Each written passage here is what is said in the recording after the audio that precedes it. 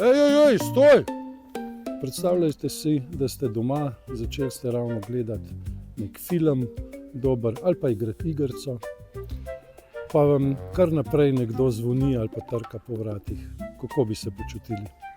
Kadar obiskovalci poskušate hraniti živali, sploh naše šimpanze, je to za njih lahko zelo nevarno. Kakršenkoli stik z šimpanzom, pa bodisi, da je to samo dotik s prstom, lahko izredno nevaren. Če bi želeli pomagati šimpanzom, pa lahko pomagate na ta način, da donirate določena sredstva, ki si jih izberete sami, in tako pomagate nam oskrbnikom pri lažji oskrbi in monitoringu naših šimpanzov.